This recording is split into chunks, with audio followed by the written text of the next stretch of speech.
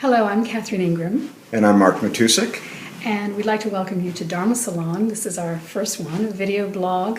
We're here in New York City, and we are intending to be your eyes and ears on the ground here for things that you might be interested in if you were to live in New York City, or if in fact you do live in New York City. Right.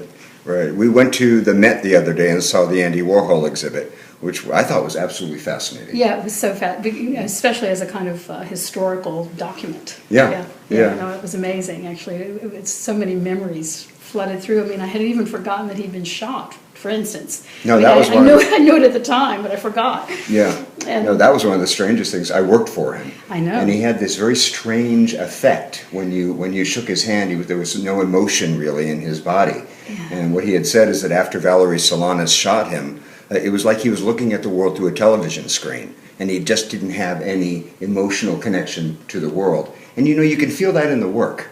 Yeah. The work it has that kind of coldness and objectification. Yes. That's very distant and sort of there's an unhuman quality to it. Yeah. Well, there was a quote at the exhibit that I had actually noted, which was he said, "Buying is more American than thinking, and I am the most American a person I know," or something like that. It was just, buying is more American than thinking. Right. I buy, therefore I am. Yes.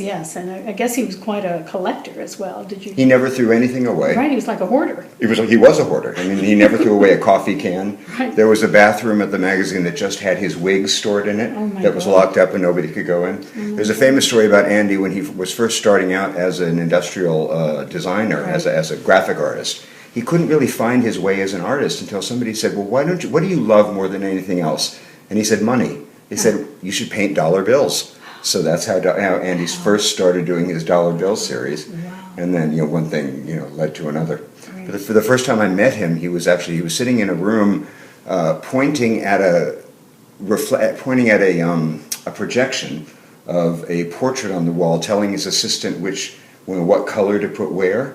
And that was how Andy drew. He didn't actually do any of the work himself. No, it really was a factory, and it really was about churning it out. Yes. I guess he sort of pioneered the whole idea, in a sense, of marketing as art. Yeah, he did, and he was shameless about it. I know. Yeah, exactly. I guess he was initially so criticized for that very thing, but then it sort of launched a whole movement, unfortunately, in a way. I think so. I was never a huge pop art fan. No, it felt like it's playing to the lowest common denominator. Yes. Of capitalist culture. Absolutely. Yeah. And sort of laughing at anything, having sort of a sarcastic sneer at anything of any depth. Yeah, that pretends to have depth. Yes, exactly. Yeah, and that's what you saw all around him. I mean, some of the artists had more than others. I mean, Keith Haring had a lot of depth, and Jean-Michel Basquiat had a lot of depth. Yeah, and so you met those guys. Yeah, they were hanging around the office all the time. Tell me what. Well, Jean-Michel would just walk around smoking weed. Yeah. The magazine would be sort of reeking of pot, so Jean-Michel was there. And Keith Haring was around. There were a lot of artists around. Julian Schnabel was around. Eric Fischl was around. And he really had a code. You were a young guy. You were the editor. I mean, how was that for you? Did you?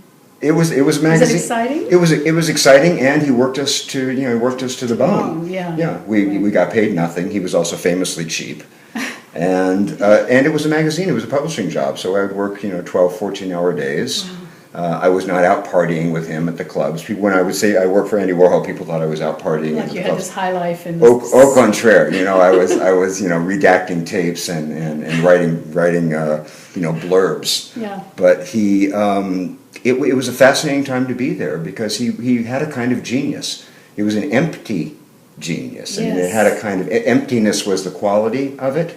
But it was uncanny and brilliant. When you're with someone who you know is brilliant, their aesthetic may not appeal to you. Yes. But you know that they're seeing things in this very unusual way. Yes. And that's how Andy was. And part of it, I think, unbelievably prolific in so many different mediums. I was, again, in seeing that retrospective, stunned at how many different things he was, into film and into drawing and into design and into, But Andy's idea of film was taking a camera and putting it on the Empire State Building for 12 hours. Yeah. So a lot of it was he was prolific, but it wasn't sort of fine art. No, no. You know, it was about concept. But I guess, you know, I guess also it begs the whole question about art itself in a way. I mean, sometimes it seems that art is just somebody's sort of boldness to go out and just do any old thing, you know, paint stripes on a wall and call it art, and if somebody's willing to buy it, it gets to be art, you know. No, exactly, and it has to hit the zeitgeist at just the right moment. Yeah. So there are a lot of people doing their own thing, but people may not want to see it because it's not what the culture wants at that moment. Yes, of course. But they wanted what Andy had to sell. Yes. And once he sort of hooked into that, he was you know, there was no stopping him. Yes. And you know, you can paint any kind. You can paint any kind of can. You can paint any kind of Brillo box. Dollar Yes. bill. Yeah. And so it's brilliant and it's empty. Did you ever have a conversation with him in which you felt there was somebody home? No, not No, really. no. No, I mean, I only went out with him once socially, and all the time that I worked for him. Was he warm to you ever? He wasn't warm. No. No, he wasn't. He wasn't a warm person. He was very distant. He was a little alienated. He never talked in depth about things. So if I wanted to engage him about art, he would never have gone there. Did he talk with anyone, to your knowledge, about art? Not really. I mean, I hear that, you know, when he would be interviewed, he would just go, yes, no. no, that was him. No, that was him famously. No, he was the king of the trivial detail. Yes. You know, Yes. and even in his, you know, his journals are all about. He would be a big fan of Facebook. Andy Warhol would have loved Facebook because, you know, what you had for breakfast, what you're wearing, I mean, that for him was the stuff of life, and he wasn't really interested in engaging in ideas. Yes. And when he did, it was one-liners. It was these sort of Zen-like, you know, sex is the memory of sex. You know, he'd say these things. He'd say, "Yeah, that's really that must be true because I don't understand it." Right. But he, you got away with things like that in the 60s and 70s, didn't you? Yeah. But he was not. He wasn't a warm person. No, he wasn't a warm person. And the way he ran the magazine was actually through a lot of negative encouragement. So it was always about what was wrong. Oh. And you were then supposed to want to jump through his hoop, but he was never really satisfied. And he was tough to work for. He really was. Wow. He was not generous in that way. I was surprised in doing a bit of research in preparation for our first blog. Our debut. Our 15 minutes of fame. Right. To find that he was religious and Catholic. Yeah. And that he went to church, and you know. Yeah, he did. Very interesting kind of. He was obviously a very strange character. He was a strange and complicated and brilliant person who attracted fame and genius and beauty and youth and wealth like bees to honey. So people wanted to be seen with him. They wanted to be in the magazine. So our big thing was to have famous people interviewing famous people. Right, sure. So and everyone wanted to be, whether it was Pat Buckley or it was Henry Kissinger, or people wanted to be in the magazine. So he was able to pull off these amazing meetings that you would never think could happen, and they wouldn't have except around Andy. Yes, right, sure. He had this sort of fractured universe that he created. Mm-hmm. So you had the porn star and the first lady, ex-first lady, and you had Imelda Marcos and the ex-drug dealer, downtown artist, that kind of thing. Yeah. So it was fascinating. And in your own experience of being around that world, did you sort of see through it at some point and feel this is like eating cotton candy, it's empty calories? I really did. No, I did. And I mean, I came to New York to be a writer and to be a serious writer, and I got sidelined into journalism to make a living. And I realized a couple of years into the job that it was not. I was never going to be happy there. Yeah. And it was a bit of golden handcuffs where people look at me and say, "Oh, you work for a famous artist," but I wasn't. I didn't feel fulfilled in any way as a writer. So I was at odds with this horse. I was biting the hand that was feeding me, and until I couldn't do it anymore. So I left after about 3 years and changed my life completely. Yeah. And do you feel kind of bulletproof to that kind of lure at this point in terms of? I do. I do. Yeah. I do. It's my friends. It's like being a post-fabulous person. Like you've been through the whole thing. Yes, You've seen right. fame from both sides. You know how Yes. empty it is. Yeah. And you're not quite so. You're not. I'm not seduced by it at all. I'm really not. I'm the least starstruck person I know. Oh. I've just not. I don't feel. I might feel starstruck meeting a great writer.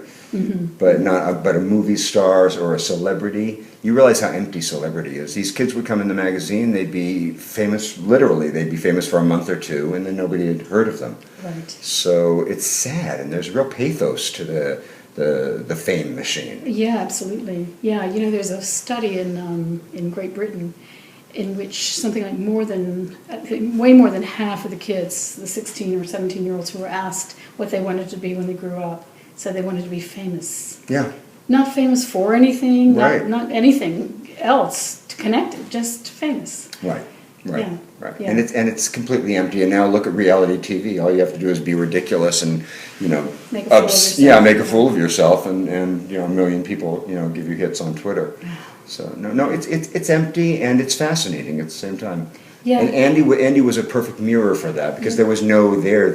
You Right. couldn't figure out who this person was. He was a symbol. He was an icon of himself. Yes. And like he a was hologram or something. He was like a hologram. He really was. And I mean, shaking his hand, it was like the skin was coming off the bone. I mean, it was just there was no human touch. No. Yeah. No key in the shake. No, exactly. So he was sort of playing a character of himself, and that's sad and tragic. It's tragic in the way that like the tears of the clown. Behind the mask, you sense this very lonely, angry person who had a hard time opening up to anyone, giving. He could not be emotionally or materialistically generous, at least not to the people who worked for him. And it was kind of sad. Yeah. It was actually kind of sad, like having a crazy brilliant relative. Yeah. Yes. Who wouldn't let you in. Yeah. So, what did you think of the rest of the work at the show? Well, I mean, there were also all the other artists' work as well. Yeah. I was fascinated, and I was enjoying the evocative, memories of having. I was much young. I was young at that time, and so, but I was aware of it because I was kind of a young, budding hippie, and so of course I was, paying attention to what was going on the scene here in New York from afar.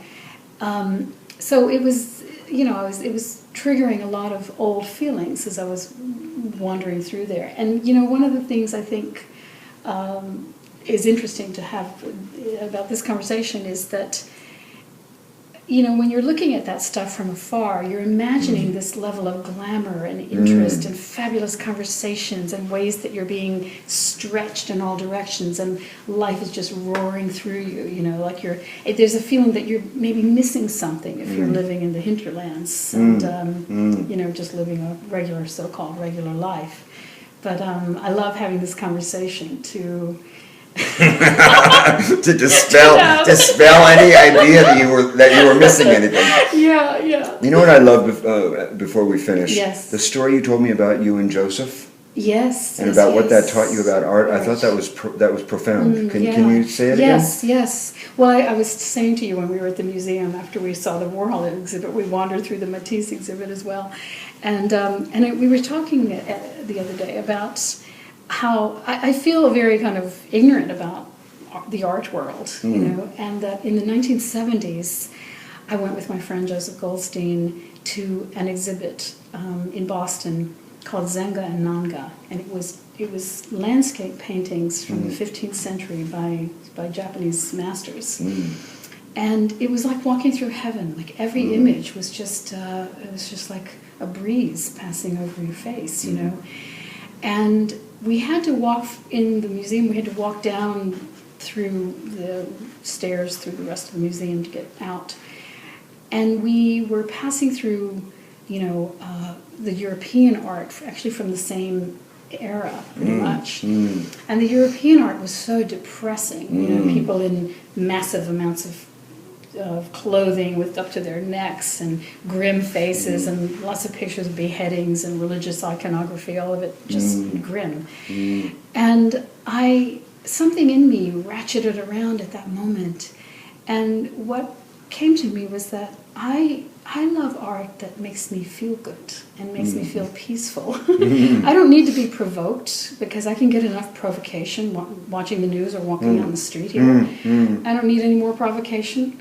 I love peace. And so to have around me imagery that inspires those kinds of feelings of just ease and delight and warmth.